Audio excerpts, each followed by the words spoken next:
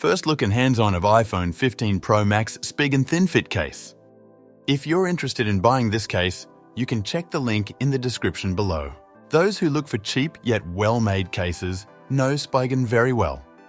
Spigen prides itself on offering excellent feeling cases that typically cost a fraction of the price of what some other accessory makers charge. And its thin fit case for iPhone 15 Pro Max is a fine example of that. The thin fit is a very simple hard plastic case that leaves the iPhone 15 Pro Max's buttons top and bottom exposed. Because it's more of a shell than a soft cushion, it's not likely to protect your iPhone much in the case of a drop. But some users prefer just having a very minimal protective layer wrapping around their handset to protect it from dings, scratches and scrapes, and the thin fit is suited well for that purpose.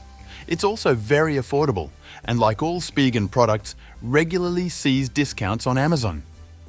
The Spigen thin fit case has, as the name suggests, a thin design, which keeps your smartphone slim too. The top and bottom ports of the phone are open and the buttons are uncovered. It's not the most protective case Spigen has to offer, so it isn't a great choice for anyone particularly clumsy.